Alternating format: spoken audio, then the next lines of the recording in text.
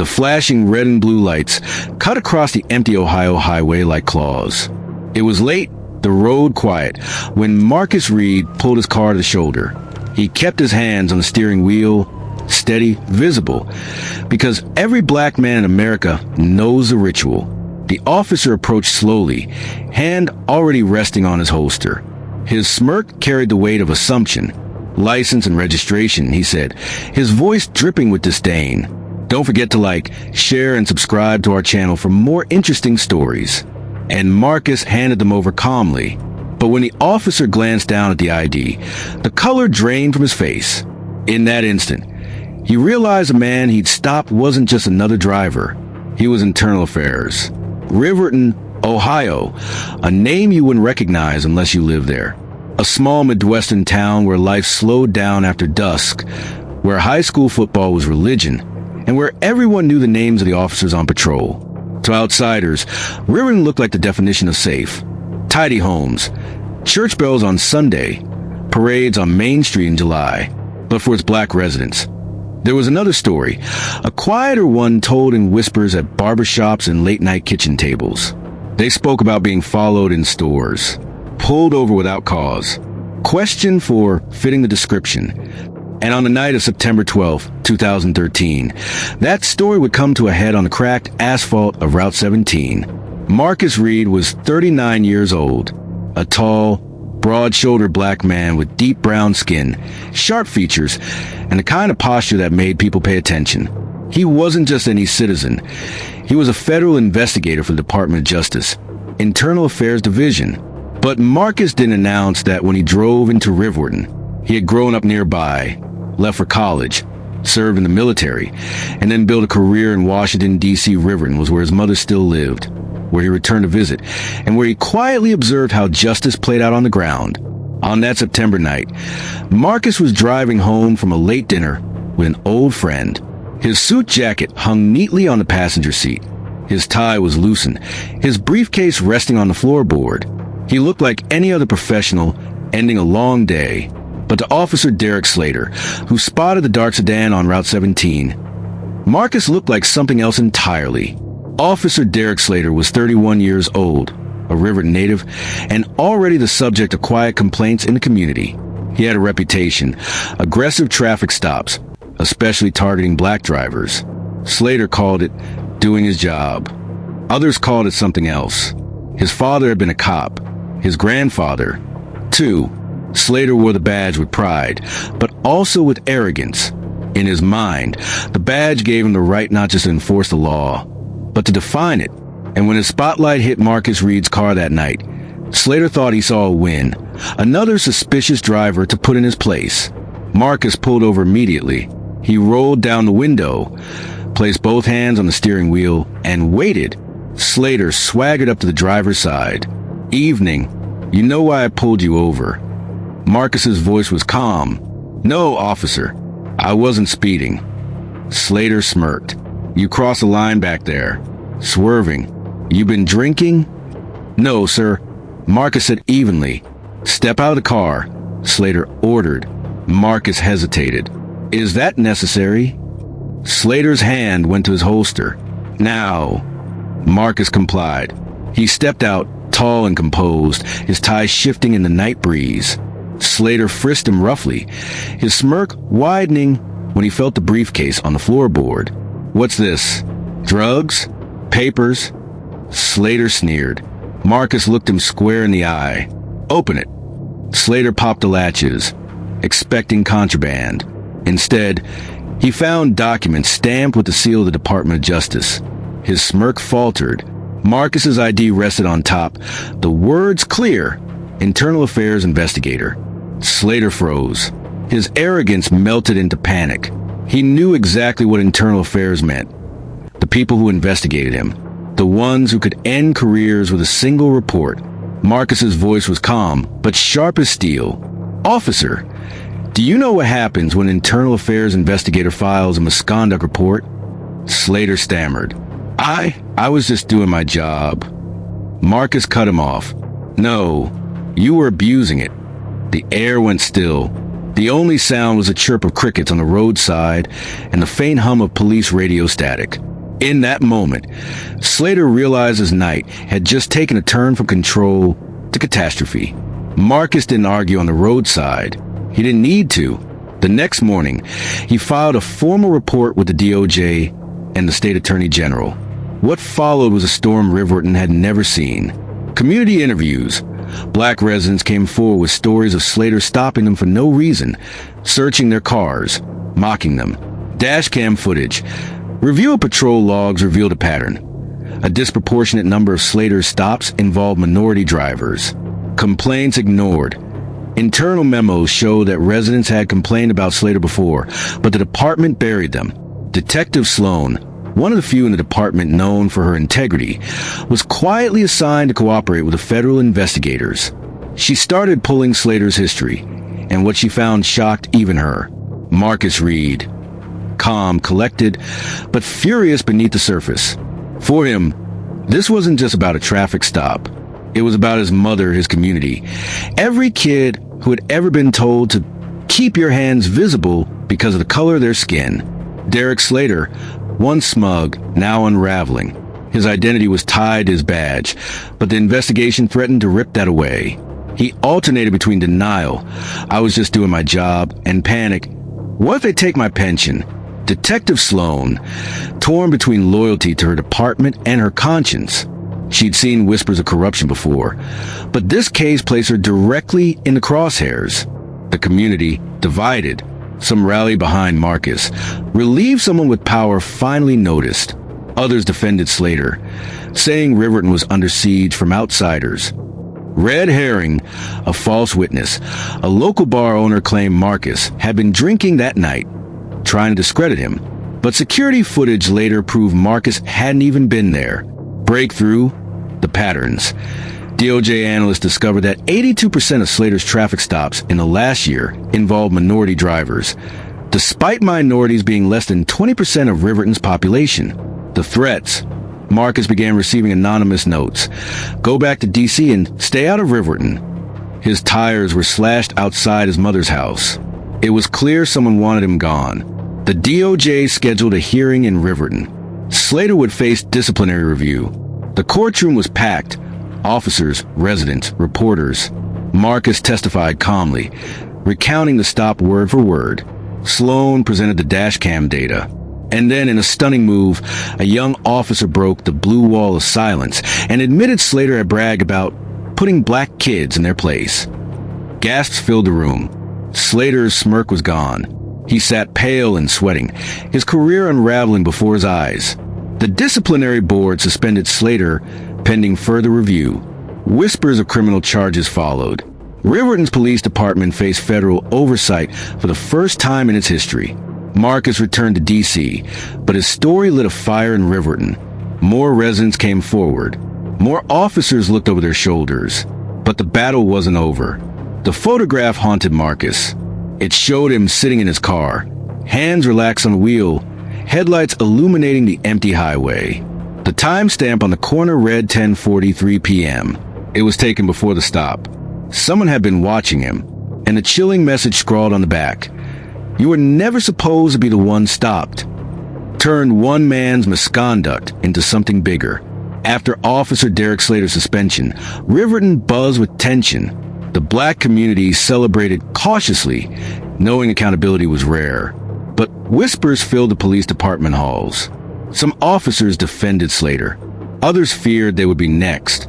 The chief made statements about transparency, but off the record, he fumed about outsiders meddling. And in every diner, barbershop, and gas station, people argued, was Marcus Reed a hero exposing corruption? Or was he a troublemaker, destroying Riverton's reputation? The truth was, Marcus had only scratched the surface. Marcus couldn't ignore the photo. His instincts told him this wasn't just one bad cop.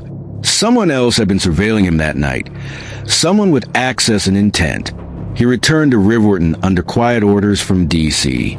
His supervisors agreed. The case smelled bigger than misconduct. It hinted at organized corruption. Everywhere he went, Marcus carried the weight of two battles, proving Slater guilty and protecting his family in Riverton from whatever shadow forces had marked him. Detective Sarah Sloan, the same officer who had quietly helped Marcus during the investigation, grew bolder after Slater's suspension. She began leaking more files, sealed complaints, buried reports. One document stood out, a pattern of traffic stops disappearing from official records. Dashcam files erased. Citations never filed. Witness statements lost.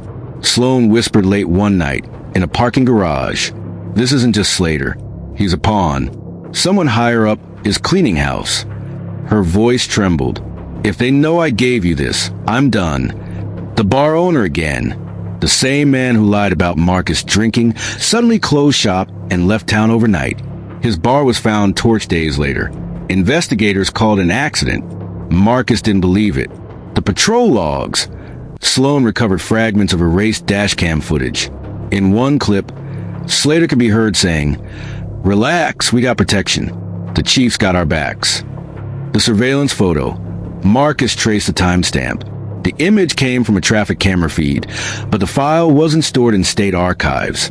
It had been pulled and printed manually. Someone inside law enforcement had access. Marcus Reed. He began to question his safety. Was exposing Riverton's corruption worth risking his family? His calm demeanor hid sleepless nights. Detective Sloan. She felt the noose tightening. Her fellow officers grew cold. Conversation stopped when she entered rooms. She wondered if she'd already been marked. Derek Slater, suspended but not silenced. He boasted to friends that Reed won't last long. His arrogance clashed with desperation as he waited for the department to shield him. The chief, behind closed doors, he raged about losing control. But in private, he made calls to men Marcus couldn't trace, securing favors and tightening the circle. One night, Sloan slipped Marcus a USB drive. "This is everything," she whispered. On it were sealed audio recordings. Police radio chatter from the night Marcus was stopped. At 10:42 p.m., 1 minute before the stop, Slater's voice crackled. "Got a vehicle matching? Yeah, that's him. Moving in now." Then another voice answered, a deeper one. Calm, authoritative. "Proceed. Just make sure he remembers who runs Riverton." Marcus replayed it over and over. It wasn't Slater's arrogance. It wasn't panic. It was command, and Marcus recognized the voice. The police chief. Marcus confronted the chief in his office under the guise of a follow-up interview. The chief, a heavy-set man with graying hair and a badge polished brighter than his reputation, leaned back in his chair. "You think you're clever, Reed?" he asked. "This isn't D.C. This is Riverton. And in Riverton, we take care of our own." Marcus's jaw tightened. "Even when your own break the law." The chief smirked. "Especially then." The words weren't a denial. They were a confession, wrapped in arrogance. Marcus sent the recording to the DOJ. Oversight expanded. Suddenly, Riverton wasn't just under review. It was under federal investigation. The chief denied everything publicly, but Marcus knew the walls were closing in. Sloan became a protected witness. Slater, now desperate, began making frantic calls that investigators traced to disposable phones. The case was no longer about one racist cop. It was about a department shielding itself with lies, intimidation, and fear. The envelope shook in Marcus Reed's hands. A list of names, each one black, each one marked with a red X. Victims of harassment, arrests, intimidation. But at the bottom was the name that froze him cold. Evelyn Reed. His mother. There was no X, just one word, written in bold ink that bled through the paper. Next, the news of federal oversight had turned Riverton upside down. Some celebrated, believing justice was finally catching up.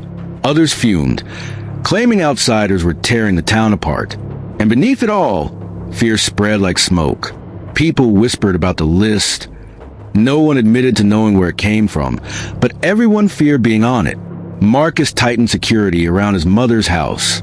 He changed locks, installed cameras, and even parked outside overnight. Evelyn tried to calm him. "Son," she said softly, "I've lived here 50 years. They can't scare me out of my home." But Marcus knew better. This wasn't just fear. This was a warning. Detective Sloan, now working under federal protection, passed Marcus new files. They've been keeping unofficial lists for years, she explained. People they target, people they silence. Some complaints never even make it to the records. They vanish. She looked shaken. And your mother's name showing up? That's personal. They're retaliating. Meanwhile, Officer Derek Slater spiraled. Suspended and isolated, he felt abandoned. His calls were intercepted, his allies distant. But one night, he was overheard in a bar, drunkenly shouting, "You think Reed's safe? Nobody's safe when the chief decides." The word spread. The cracks were widening. Marcus Reed, calm on the outside but inside a storm. His role as an investigator clashed with his instincts as a son. The threat against his mother toward his focus. Could he stay professional when blood was on the line? Detective Sloan, afraid but emboldened, she crossed a thin blue line, and there was no going back. Her loyalty now was to the truth, even if it meant losing everything. Chief Rowan, the chief a man cornered. His arrogance remained, but fear gnawed at him. The feds were circling, and his secrets were running out of places to hide. Derek Slater, desperate, reckless. Once cocky, now dangerous. He wasn't just afraid of losing his badge. He was afraid of losing the only identity he ever had. Marcus received another package, this time a USB drive. No return address. No fingerprints. On it was body cam footage from a traffic stop 3 years earlier. The victim, a young black man named Terrence Hayes. He had accused Slater of planting evidence, but the case was dismissed. The footage confirmed it. Slater had slipped the bag into the car. But the most damning part wasn't Slater's action. It was the voice on the radio. "Good work. We'll handle the paperwork." The voice wasn't Slater's. It wasn't the chief's. It was another officer, one Marcus didn't yet recognize. This wasn't just corruption. It was systemic. That night, Marcus's mother's car was set on fire in her driveway. She escaped unharmed, but the message was clear. Back off. Marcus called Sloan. Her voice shook. "They're watching all of us. I've seen cars parked outside my daughter's school. They're not even trying to hide anymore." The intimidation wasn't random. It was coordinated. And then came the biggest twist yet. Marcus's DOJ supervisor called from DC Reed, "You're off the case." Effective immediately. What? Why? There's been a leak. They know too much. We can't risk your family. Marcus's jaw clenched. That's exactly what they want, to scare us out. But the line went dead. For the first time, Marcus realized he wasn't just fighting Riverton PD. He was fighting a system that would rather retreat than risk exposure. He was on his own. Marcus decided to go directly to the source. He confronted Derek Slater outside a dive bar on the edge of town. Slater was drunk, furious, his hands shaking. "You think you're a hero?" he spat. "You don't get it, Reed. This town belongs to them. You don't stand a chance." "Who's them?" Marcus pressed. Slater laughed bitterly. "You'll find out soon enough. But by then it'll be too late." Before Marcus could press further, headlights swept across the lot. A black SUV rolled up. Slater froze. The window slid down. The police chief sat inside. "Get in, Reed," the chief said. His tone wasn't a request. It was a command. Marcus hesitated. Slater stood pale, caught between fear and loyalty. The SUV idled, engine humming like a warning. Marcus's mind raced. This was the moment. Step inside, and he might uncover everything. Refuse, and his mother might pay the price. He took one step forward, then another, and just as his hand touched the SUV's door handle, the crack of the gunshot rolled across the gravel like thunder over tin. Derek Slater folded without a word, his knees hitting the asphalt, hands clutching at the red spreading across his shirt. The black SUV idled beside him, door open, engine purring like a threat. The chief's silhouette filled the frame. Stocky, deliberate, that badge-bright hubris catching the sodium lights. "Get Reed alive," he barked. Two men in plain clothes moved fast. One circled wide to cut off the exit to Route 17. The other came straight at Marcus with the momentum of a linebacker. Marcus pivoted, years of training and muscle memory snapping into place. He sidestepped, ducked an arm, and drove his shoulder into the man's ribs. They tangled, slipped on gravel, and hit the ground hard. The other one reached beneath his jacket. "Police!" someone shouted from the dark. Drop it now." Detective Sloan stepped out from behind a battered ice machine, service weapon up, stance rock steady. Another shout answered from the tree line, then two more. Unmarked sedans inched out of the shadows. Red dots danced across the SUV's glossy paint. In the half-second of stunned surprise, Marcus ripped free and slid behind a concrete post. The chief took a single backward step, calculating, then raised his hand shoulder high, a pantomime of cooperation. "We're all police here," he said, voice pitched to the cameras he suddenly suspected might be present. "Let's calm this down." "On your knees, Chief," Sloan said, eyes never leaving his hands. Hands laced on your head. Sirens swelled at the edges of town, and then everything sped up. The man by the exit gunned it toward the road. A marshal's SUV jumped the curb to box him in. Sloan's partner closed on the second plainclothes man and wrenched a pistol from his grip. Marcus slid across the gravel to Slater and pressed his hands into the wound, leaning his body weight forward. Slater's eyes searched Marcus's face like a drowning man looking for shoreline. "I didn't," Slater choked. Blood bubbled at the corner of his mouth. "Wasn't supposed to be you." Marcus heard the words, but he couldn't answer them. Not yet. He kept pressure and counted breaths until paramedics sprinted in and took over. When they loaded Slater into the ambulance, Marcus stood up on shaking legs and turned toward the chief. Chief Rowan was on his knees now, hands on his head, jaw clenched until the muscles trembled. Sloan holstered her gun and set it flat. "You're under arrest." The warrants had been in place since that afternoon, sealed and waiting. Probable cause bill from 1,000 small, stubborn facts. Sloan's recovered audio, the dashcam fragments, a pattern analysis DOJ had run quietly on 5 years of stop data, plus the list in Marcus's hands. With a mother's name at the bottom, all they had lacked was a moment that made interference impossible. A shooting in a public lot with federal agents on scene made it impossible. By sunrise, the police department's evidence room was sealed. The IT closet, normally a backwater of humming servers and outdated patch panels, hummed for a different reason. DOJ forensic techs moved in with Pelican cases and anti-static mats, duplicating drives, pulling logs, reconstructing deleted files that had been only half-heartedly scrubbed by a lazy ghost in the machine. In a captain's desk drawer, they found a ledger that no one had expected to be foolish enough to keep on paper. Names, dates, dispositions, with small notations. Q, quieted, E, erased, F, forfeited. Across 3 fiscal years, a pattern of discretion. So neat it looked like a spreadsheet printed to hide in plain sight. At the station's back door, a sergeant tried to leave with a banker's box tucked tight to his ribs. A marshal took the box. The sergeant went into handcuffs. The consent decree talk, once a rumor, materialized into something heavy and unavoidable. AUSA Morales, flown in overnight, kicked off a command post in the City Hall annex. She split tasks in short, clip clauses, row and custody. Slater, surgery, guarded. Evidence, mirror and map. Comms, one channel, recorded.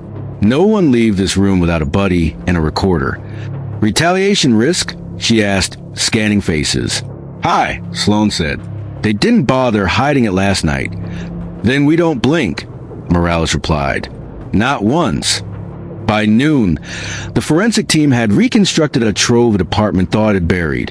A full chain for Terrence Hayes, the kid Slater had framed 3 years ago, and 3 other cases with the same tells. Stops without citations, lost dashcam segments, late-night phone calls patched into logs by hand. In one, a voice memo accidentally captured after a shift change recorded 2 officers laughing about catch and release with a kid they knew didn't have a record. "Teach him a lesson," one said, "so he remembers who's who." But nothing hit harder than the clean, cold audio of the radio called the night Marcus was stopped. Played in a conference room with the blinds drawn and the fluorescent hum too loud. It sounded even more damning. Slater, "Got a vehicle? Yeah, that's him. Moving in now." "Rowan, proceed. Just make sure he remembers who runs Riverton. No bluster. No bravado. Command, The kind you utter when you know no one tells you no. Chain of custody? Morales asked. Untouchable, the text said, pulled from the repeater cache. Timestamp across 3 devices, including County Dispatch. 3 copies. 2 offsite. Morales nodded. Then we move. The list of names in the letter hadn't been only a threat. It was a map. Marcus worked it left to right, street by street, with Sloan riding shotgun in a Marshall Explorer. They knocked on doors, sat at kitchen tables, and took statements that should have been taken years ago. A man stopped because he matched a burglary suspect, though he'd been at work on a line with a time clock.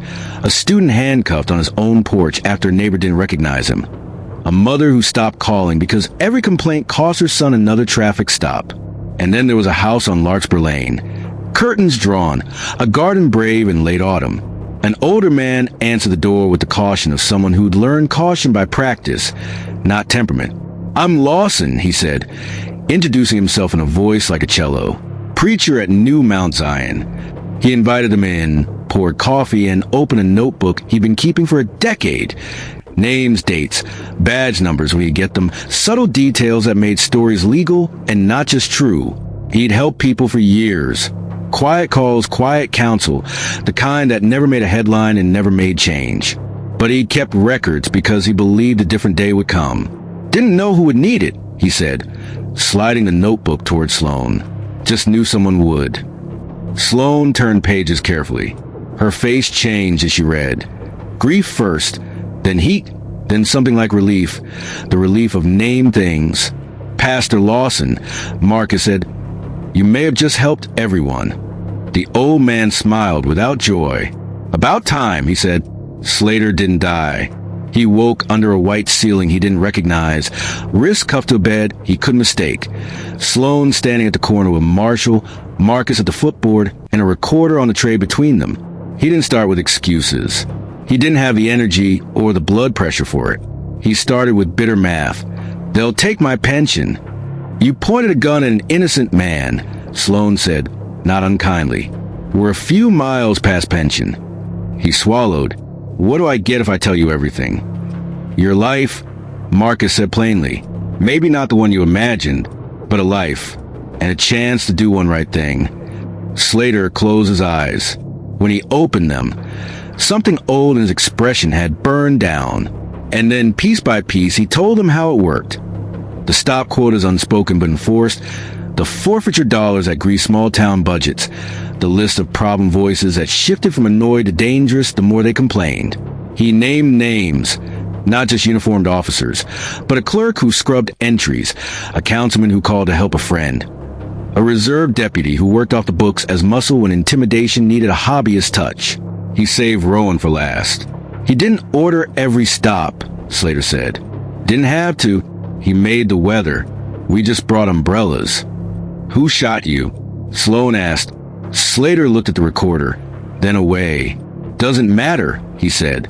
"It does," Marcus replied. "You matter. You can help end this." Slater inhaled, the breath hitching around bandages. "A guy named Morton. Works security. Never a badge. Always a radio." The marshal wrote the name in a block hand on a yellow pad. When they came for Rowan, it was not with a raid jacket and a battering ram.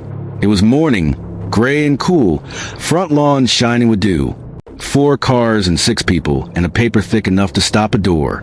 He answered in a polo shirt and bare feet, then traded restraint for fire when he saw the signatures. "You people," he said, voice shaking with fury and a kind of awe, "are going to ruin this town." Morales looked past him into the foyer, where family pictures hung arranged by chronology and taste. "No," she said. "You did that. We're just here to count." Rowan's wife cried. Rowan's hands trembled as they cuffed him. Sloan read the charges slowly. When she finished, Marcus thought of every kid on Lawson's list, and of his mother's name at the bottom with that one-word threat. He didn't feel triumph. He felt something cleaner, the sense of a bruise finally named. As they led Rowan to the car, neighbors' doors opened. A few men stared, arms folded, jaws tight. A woman from 2 houses down pressed a hand to her mouth. A boy on a scooter stopped mid-hop and watched with eyes that would tell a story at dinner. Rowan looked at Marcus once, a look that carried 100 unspoken arguments and one raw fact. This was happening. He said nothing. He didn't need to. The click of the car door said it all. It would have been a natural place for the story to end. The arrest, the press conference, the list turned into indictments, a town limping toward something like repair. But justice has a longer memory than a headline, and some stories only find their pairs in the echo. Marcus's phone vibrated in the corridor outside the grand jury room. He glanced at the number and answered out of habit more than hope. Read. A voice said, deep, ragged, familiar. It's Terrence Hayes. Marcus closed his eyes. Terrence. The kid framed down a body cam pixel, the one who lost a year and a scholarship and a piece of his future to a plastic bag Slater slid beneath a seat. I owe you an apology, Terrence said. I didn't trust you when you came to talk. Thought you were here to make it neat. But I have something I didn't give you. He told Marcus about a drive he kept, a paranoid kid's insurance policy. Copies of texts he'd been sent by a friend of the department. Pictures of row house meetings where officers in plain clothes gathered with men who weren't cops at all, license plates Terrence had snapped on instinct, and a video from outside New Mount Zion where a familiar unbadged face, Morton, handed an envelope to a man Terrence didn't recognize. Can you meet? Terrence asked. Not at the station. Marcus didn't hesitate. Name the place. They met at the church Lawson pastored. Lawson opened the door, nodded at Terrence, and left in the quiet of Fellowship Hall that smelled like coffee and hymnals. Terrence pulled a thumb drive from his pocket and slid it across the table. My mother said, "Don't you go meeting these people alone," Terrence said, half smiling. "So I brought her." He gestured, and Mrs. Hayes stepped from the doorway with a bag under her arm and a posture like a flagpole. "Always told him to keep copies," she said. "Paper forgets less than men." Marcus took the drive. "You just finished something we started a long time ago," he said. Terrence's smile dimmed. "I didn't finish anything," he replied. "I just want to go back to being a person." "You will," Marcus promised. "We'll make sure of it." The drive gave names to Morton's network. 2 contractors tied security consulting, a cousin of a county commissioner, a pawn shop where forfeited goods funneled into private hands. It proved what had been suspected, but not yet sketched clean. The line between the department and the town's shadow economy was chalk, not paint. With it, Morales indicted 4 more, including a councilman who'd use his office to pressure code enforcement when complaints landed inconveniently. The county prosecutor recused himself. The state appointed a special counsel who didn't owe anyone dinner. Riverton signed a consent decree 3 months later, mandated by his training. A civilian review board with subpoena power, cameras that uploaded to servers the chief couldn't touch, an independent auditor for forfeiture funds, and a whistleblower protection policy Pastor Lawson framed and hung in the church foyer. He'd taken down the "You're Loved" sign long ago when love felt too cheap and replaced it now with something sterner. "You are seen." Rowan took a plea. The county couldn't beat. Deprivation of rights under color of law. Carried years, not months. Slater testified, somber and flat, about orders given with eyebrows and phone calls, and the atmosphere that taught him who mattered and who did not. He didn't ask for sympathy. He asked for time to count the wrongs. The judge gave him both prison and an opportunity to spend some of that time in front of a camera telling recruits what power does when it meets arrogance. The list with the excess became a symbol in the town, first of fear, then of inventory, and finally of apology. The city council authorized reparations in the smallest municipal sense. Fees were funded, records expunged, public letters read aloud at meetings where people who had never stood at a lectern found themselves at one, hands shaking, voice steadying on the second sentence. Marcus stayed long enough to see the first reforms baked, and not just iced. He moved his mother into a different house, across town, with Lawson's choir showing up to carry boxes, and plant the azalea. She refused to leave behind. He returned to D.C. with fatigue that felt earned and a folder labeled Riverton that he opened one last time before he put away. It contained a copy of the list, now with every X erased by a careful hand and replaced with a check mark and a date. Each one a resolved case, a cleared record, a reimbursement pound, a letter mailed. At the bottom, Evelyn Reed, the word next crossed out, replaced with safe. True crime podcasts asked for interviews. Networks called. Think tanks offered panels. Marcus declined most of them. He did one interview with a local paper under a headline that made him wince. One man versus a department. He told a reporter, an earnest kid who took more notes than he needed, that the headline was wrong. It wasn't one man, he said. It was a detective who decided truth mattered more than belonging. It was a preacher who took notes for a decade. It was a kid who didn't destroy a flash drive when everything told him to. It was a mother who refused to be afraid. Do you think it's over? The reporter asked. No, Marcus said, because people will always be people, and power will always look for shadows. But here's what's different. The lights are wired to another switch now, and more hands know where it is. The reporter scribbled, then looked up. What happened to you that night? Being stopped, does it still? Marcus smiled without humor. I still put both hands on the wheel when a cruiser lights me up, he said. I still feel the old instinct, but I also know who to call, and I know they'll answer. On a Sunday in spring, Pastor Lawson stood at the church doors and watched Terrence Hayes help an usher lay out folding chairs for a town forum. Sloan arrived with her daughter, ponytail neat, eyes less haunted. A handful of newly hired officers in crisp uniforms took seats near the aisle, looking like kids who didn't want to be late. The choir hummed under their breath, the old call and response that makes rooms breathe together. Marcus slipped in at the back, unnoticed at first, then greeted as if he had never left. His mother squeezed his hand and leaned in. They asked me to say something, she whispered, suddenly shy. I'm going to tell them I'm planting tomatoes. Because tomatoes don't care who you were last season, only whether you'll water them this time. He laughed softly. That's perfect, Ma. When Lawson called the meeting to order, he didn't start with prayer. He started with a ledger, the old notebook. He held it up so everyone could see. This is what we kept when there was no one to keep it for us, he said. We are giving it to the new review board tonight, so that they will know where we've been and where we refuse to go again. He handed the notebook down the aisle. A young officer took it, eyes steady, and passed it to the board chair. The room exhaled. Outside, on the church lawn, kids chased each other between the azaleas.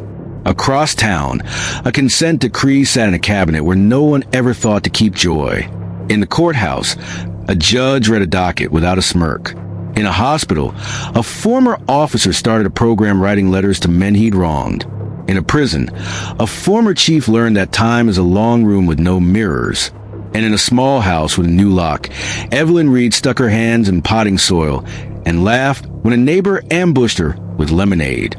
Marcus stood on the sidewalk and watched the town that had tried to swallow itself learn to chew and swallow something better, the taste of its own honesty. When he turned to go, his phone buzzed.